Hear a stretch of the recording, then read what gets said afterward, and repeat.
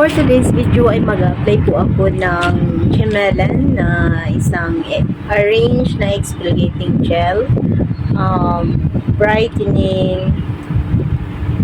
Ito po guys ay mild na exfoliation guys, no? Mild lang po siya. Ito po siya guys ay isang brightening gel.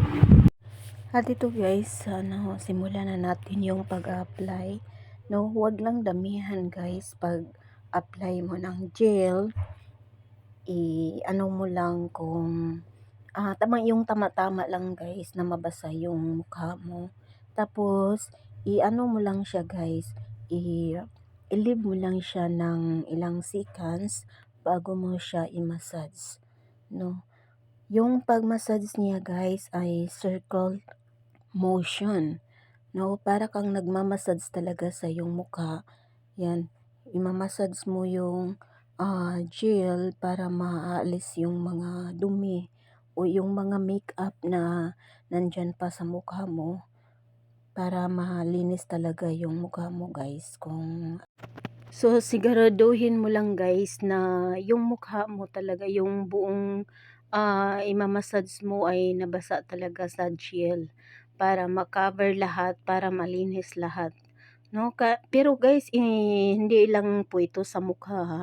Pwede rin ito sa mga singit, sa mga kilikili at iba pa dyan na nagda-darken na siya. So ito po yung gel guys ay nakakapag-lighten, no? Brightening gel po ito. So ganyan lang siya guys, imamasal lang siya ng circulation motion, no? Para maalis yung mga alikabok, yung mga dumi sa mukha mo, yung malinis na talaga. So ganito lang siya guys.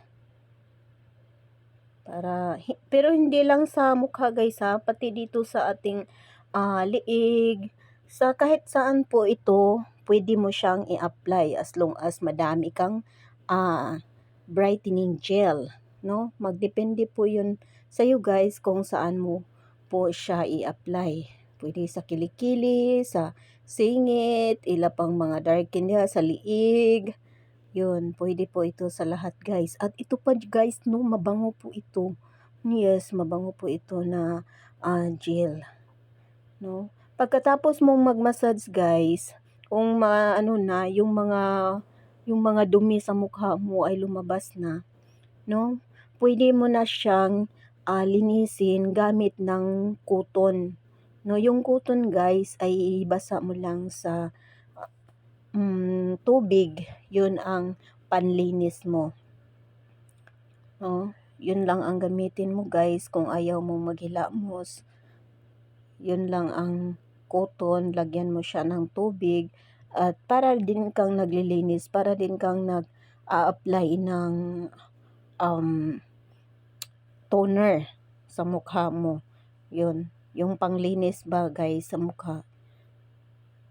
At pwede rin dito guys sa ating front para mas malinis talaga yung mga pawis natin na dumidikit sa ating katawan. Pwede mo po itong gamitin ang brightening gel para maalis talaga yung mga dirty. Ito yung gagamitin guys kung tamad kang maghilamos, half bath ba, o ito lang yung gamitin mo, yung brightening gel. Kasi maano ka sa tubig, hindi ka pwedeng magbasa sa tubig. So ganito yung gagamitin mo. So ito guys, lumalabas na talaga yung mga dumi sa mukha ko. Gamitin na natin ito, yung cotton guys na may tubig.